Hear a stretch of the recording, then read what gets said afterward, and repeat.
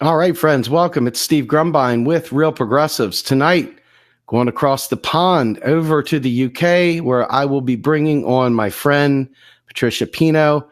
You all have seen her writing in the Pileus. She's been on the show before. Tonight, we're going to be talking all about Brexit, the EU, and monetary sovereignty. So without further ado, let me bring on my guest, Patty Pino. Welcome to the show. How are you tonight? Not too bad, just burning the midnight candle for you. I was going to say, so it's 8:07 p.m. in the States over here on the Yeah. East Coast. What is it over there in the UK right now? It's party time, basically. It's 1 a.m. on a 1 Saturday. a.m. Yeah. Folks, you got her at 1 a.m. My goodness. All right. So one of the things that, you've heard what we've done around here. So this should come as no shock. We talk modern monetary theory, you talk modern monetary theory, but in the EU, things are very, very different than in these monetarily sovereign nations such as the UK and the US. Can you explain to us a little bit about what the EU and the eurozone and all the different components of what that block of states actually is made up of and what the rules and regs are a little bit? Give us an overview. Well, that's part of the problem, that not many people really understand all the intricacies of how the EU works and how it's composed, etc. Whole books have been written on the subject. But in very, very quick, simple terms, you have the 28 nations which conform the EU, and those 28 nations have some treaties about single market, trade, etc. Within those 28 nations, you also have a number of nations, I can't remember exactly how many, who are part of the eurozone. And they have a different set of structure within the main EU structure, which works slightly different, but they also share some treaties. And then you have countries like Norway, which have slightly different arrangements with the EU, and some things apply to them and some things don't apply to them. So the UK, for example, we retained our currency, so we still use the pound. And we're not within the Schengen area, which is why people have to apply for a separate visa when they come to Britain. And so that makes a big difference, because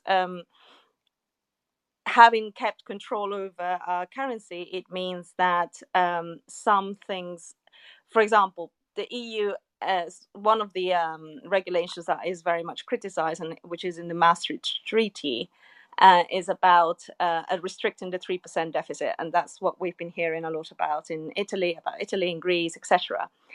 That applies as well to the UK. However, because the UK has its own currency,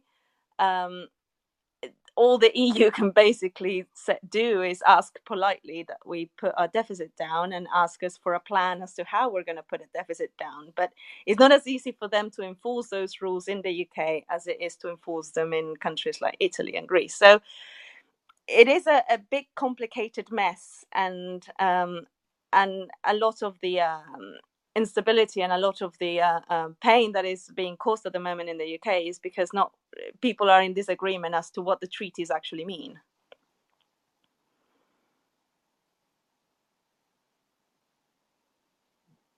Okay, so when we talk about Brexit, for example, there was a lot of talk about, it being racist, it being all about, these hard right xenophobes and so forth. And I know that had a part of why people left, but there was a far greater rationale behind Brexit than just the knee-jerk identity politics that tends to be the pop narrative that goes around. Talk a little bit about why the UK left and what that was all about. Just because I don't think people really have a clue what that was about. They just heard somebody tell some story somewhere and they've repeated it, and that's about the extent of it. I think, yeah, people make the mistake of saying, oh, everybody who voted leave voted for this reason, and everybody who voted remain voted for this reason. when in fact within those two groups there is a quite a wide view range of views, and there are left wingers and right wingers within both groups. The issue is that even though in the left there has always been a tradition where there's always been a part of the left which has been against the EU from its inception, including people like Tony Benn and of course Jeremy Corbyn. The Blairite part of the Labour Party and then the Liberal part of the Labour Party were all more pro-EU. The more recent parts of the Labour Party have been largely pro-EU, and they, I believe, I mean, it's difficult to say what happened behind closed doors, but I think that at some point they persuaded Jeremy Corbyn to drop the EU of his agenda. Even people voted for him despite the fact that they knew he was against the EU, including myself. And but at some point he got persuaded to drop that. And then you've got on the right of the spectrum, of course, you've got the liberal right, people like David Cameron, Osborne, etc., who were massively pro-EU.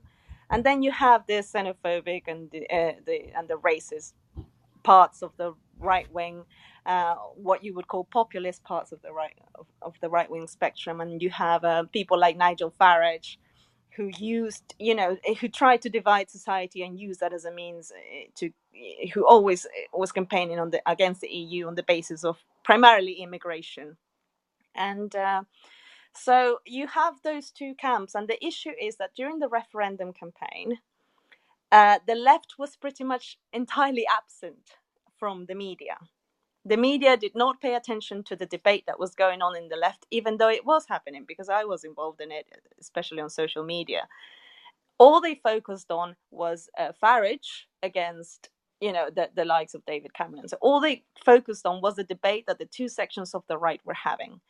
So it was all about, the argument became simplified into you either hate immigrants and don't care about the economics, and will destroy the economics of the country in order to in your hatred of immigrants, or you do what's sensible and follow and do what economists are telling you to do, because economists know what they're talking about, and do the safe thing and stay in the EU, etc. So it became polarized, and it became an issue of identity, and I would be lying if I said that didn't have an influence on my vote. Even though I'm no stranger to the shortcomings of the EU, it still felt, to vote to leave still felt like a vote pro Farage, and still felt like a vote for racism and xenophobia. So it was really difficult to stomach a leave vote, even though I had my doubts about whether Remain was the right choice. So a lot of people did that, and I think that's part of the reason it was such a shock when it happened, because to the country, to most of the country, to the liberal part of the country, especially to London, which is where I live, it represented the success of the far right, and the murder of the MP Joe Cox was the worst part of it during the campaign. So when you think to yourself about why the narrative right now is largely simply trying to place all the onus on the bigotry, if you will, the xenophobia, is the narrative that MMT presents that far outside the mainstream? Is it that far beyond people? I mean, I know Simon Wren Lewis has no interest whatsoever in it, but where in the world do they come up with the economic narrative that brings up this 3% deficit? And where is it? It seems so far-fetched that anybody with any reasonable understanding of economics would stand on this. Why do you think, is this just how pervasive neoliberalism is in this arena? I mean, it is that bad in the US for sure, but it is changing. It seems like it is starting to change in the UK ever so slightly. Is that really, though, what it is? Is this neoliberalism? I mean, that 3% figure in the EU, which is the deficit restriction, I think, as far as I know, it was plucked from thin air. It was somebody said 3%, and that's how it's been ever since. No consideration was ever given to the needs of a nation, or or the different economies, because it was assumed that the priority is to reduce your debt, because that's neoliberalism. That's what neoliberalism tells you. And so has it become so? I think most people who voted to remain in this country, most of them, not surprisingly, have spent most of their lives within the neoliberal era, in which the last 4 decades, and most of them have been grown up with this idea that free trade is good. It's free, it must be good. And this sense that anything that we do to eliminate borders, or anything we do to become more like that John Lennon ideal of no nationalities, etc., is good. And so that integrate and the EU was sold to them as a means of integration, and it was sold to a lot of people as a means of integration. And yeah, to some degree, it's difficult to disagree. Yeah, all these things are good. Integration is good. Collaboration is good. Of course, I one of the aspects that really hurt me about the referendum was the fact that by then the European Space Agency had just had an incredible success with the that satellite that landed in the comet, and to me, that was achieved through collaboration of countries. And right now, we don't know what's going to happen to the European Space Agency, but it seems like we're not going to be able to collaborate as well as we used to. But the issue is that what was told to people, what the powers that be told people that the EU was going to be about, is not what it was ultimately about.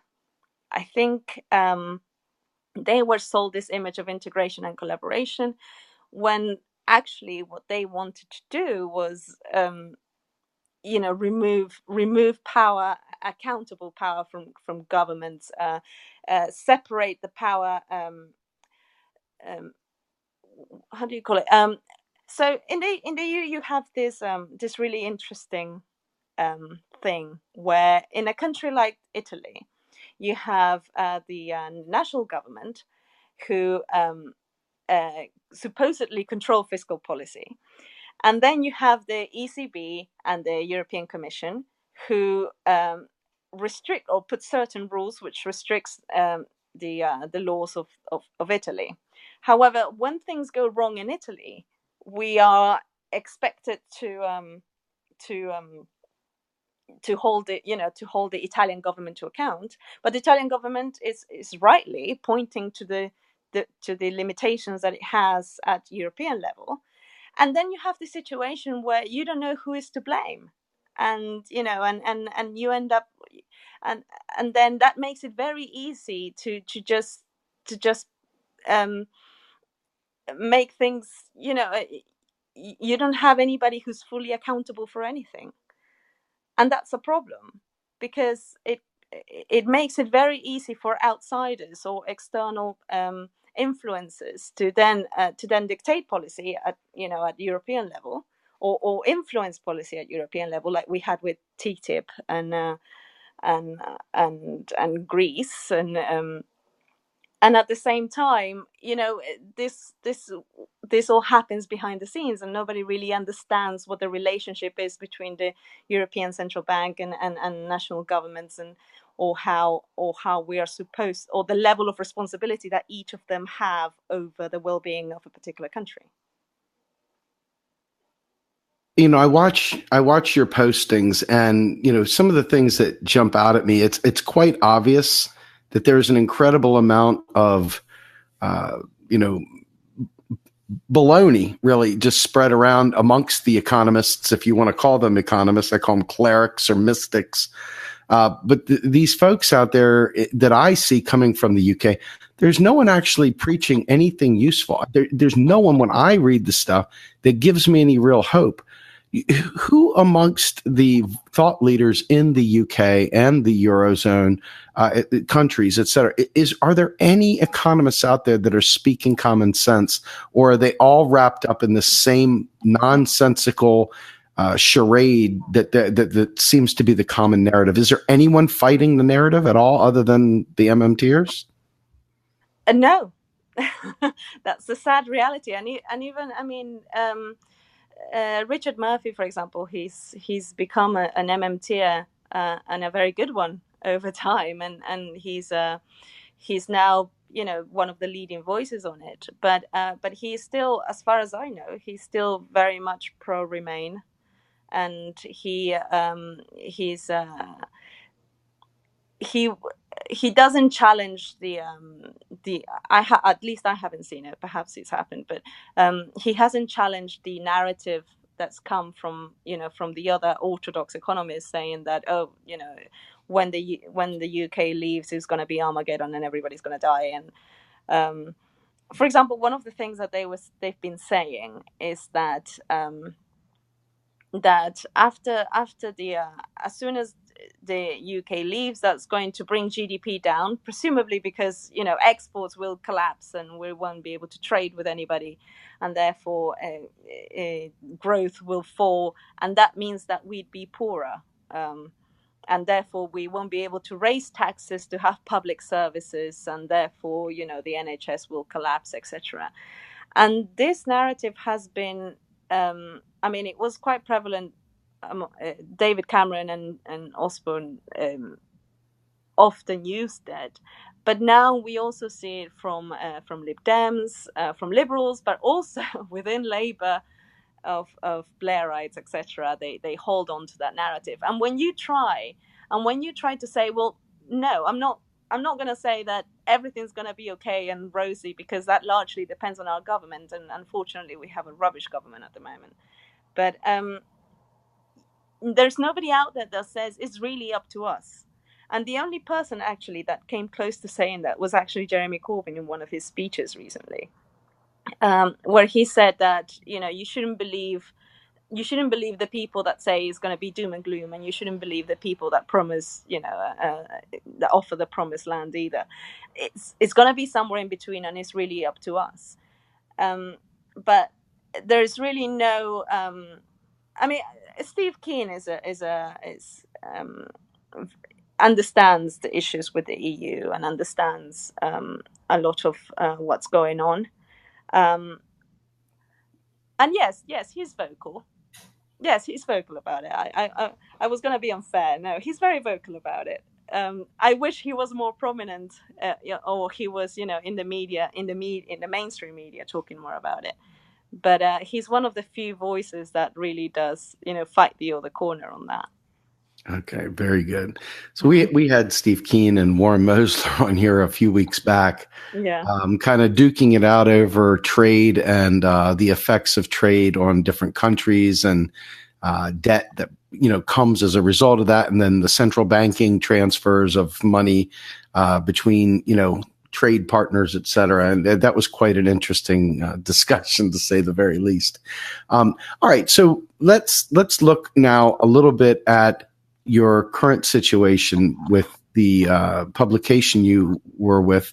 It was the Pileus. I believe that there's been some changes coming up. Did you want to talk about that? Yeah, I mean, we are undergoing a rebranding of the Pileus. I think we want to make our team bigger and expand from what we were doing. And so we've got a name now called Reckoner.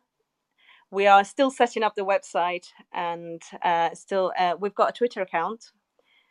So if anybody would like to follow that from now, it's at Reckoner on Twitter, which is spelled REKNR. Very good. And then just to give you a heads up, we've got Stephanie Kelton, a talk by Stephanie Kelton in the UK on the 12th of June. I'm very excited about it because I've never met her before, and it's like meeting Justin Bieber. You know, it's amazing. actually is better than meeting Justin Bieber. But yeah, and we've got there's a group of us called the Gower Institute of Modern Money Studies as well, who are setting up a website, and it's going to be entirely educational, entirely pro job guarantee, and trying to frame it from a UK perspective. And we're gonna try and have the website ready in October for people, for economists like Bill Mitchell to try and help us launch that in the UK and have few more MMTs have a bit more influence in the political sphere here. But things are moving forward, which is good. No, that is fantastic. All right, great. So let me ask you, you and oh my goodness, I cannot believe I'm drawing a blank. You have a phenomenal podcast, and Christian Riley is Christian Riley. Yeah. Tell us about your podcast, how it got started, what you've done so far, because honestly, I've listened to it and just amazing. You had Fidel Kaboub on, who is with us as well. I mean, this is just phenomenal, great content. Tell us about your podcast. Well, it was actually Christian's idea to have a podcast. I'm not much of a podcast person. So I kind of went along with him on it from the start, and then I really had a lot of fun doing that interview that he asked me to do, and so when we wanted to get more MMT going on the Pileus and start something more, he's the first person I thought about having a regular thing, a regular conversation with people, and being able to just I think his idea is, somebody could be cooking dinner and, learning MMT at the same time, or, or going to work and learning MMT. And it was just a means to find a different way to reach people, because not everybody has the chance to read through, pages and pages and pages, etc. And so, yeah, it's paused a little bit for the last 2 or 3 weeks because of this rebranding thing, but we've got a couple more episodes at least that we need to release pretty soon. And Fidel Kaboub was absolutely amazing in it, and that particular episode on the job guarantee that he did is being shared so much, and I've even sent it to members of parliament here for them to learn more about the job guarantee. I hope they're listening to it because it's great. That's fantastic. So let me ask you one final question, because I know it's super late there, and I want to be good to you here. You have done writing, you have done video, you have now done podcasting. You're an engineer by trade, correct? Yeah, I am. I mean, you're just like wearing 1,001 hats. Yeah. One of the things that makes MMT to me the most powerful is that, regular people live life very scared. They're very easily put off by things that they don't understand. Modern monetary theory breaks down the things that we don't understand and helps us so that we do understand them, so we can make better choices, we can understand the world around us better, and it allows us to understand how much baloney is being pumped out. MMT is not exactly engineering. You know what I mean?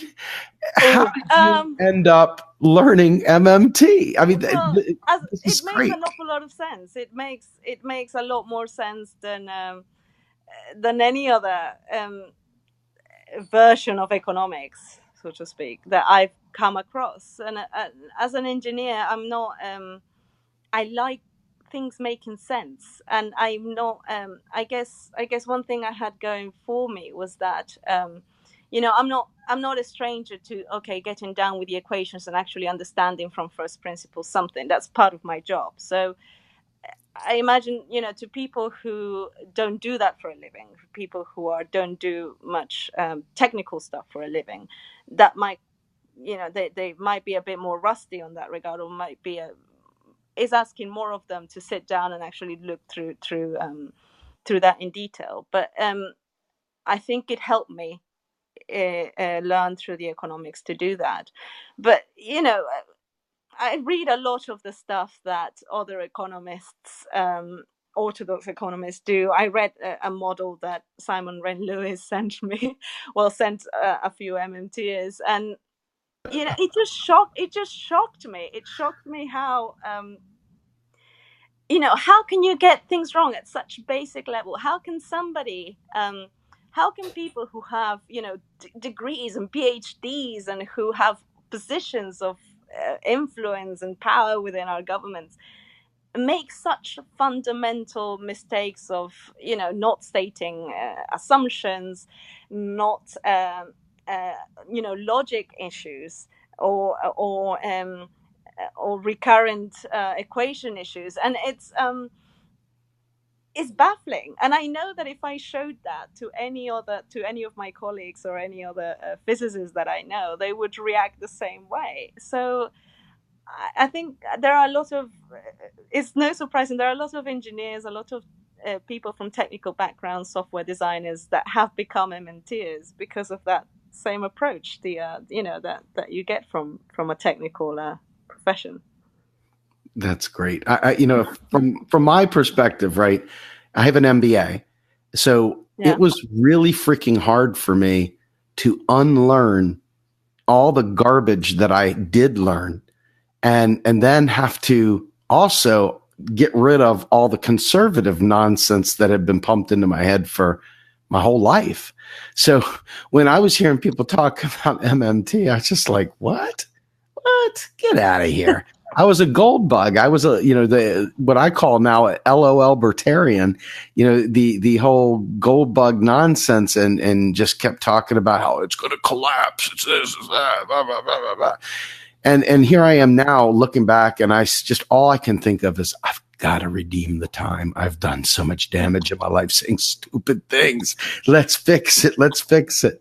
And I think MMT is like the magic pill. It's the cure-all almost for mass idiocy that occurs both in the political sphere and the economic sphere. So in any event, I want to thank you for joining us tonight. It's been late, and I really appreciate you taking the time to do this. That's all right. Thank you. do me a solid. Let everybody know one more time the name of your podcast, the name of the new publication, right, and where we can find you. Okay, so the podcast is called the MMT Podcast. It's going to be sponsored by Reckoner soon. The website is going to be www.reckoner.com. That's REKNR. And the Twitter account is the same, @Reckoner. It's all been in the process of being set up at the moment. So just be patient there. And we'll have a much bigger group, and hopefully a lot more content, and hopefully be funded properly. And then we've got the Stephanie Kelton coming on the 12th of June. Hopefully there'll be a video for you to share on that. And the women from the Gower Institute of Modern Money Studies, who have a great Facebook and Twitter page as well. And the handle for that is @GIMS, @GIMMS. So look out for that as well. So yeah, great. We're building a big network. Yes, we are. That's awesome. And you got your Reckoner folks in here commenting right now. So there's some more stuff. Are they? Awesome. It's going to be online in 24 hours. So that's quite a bold statement. All right. So they don't sleep.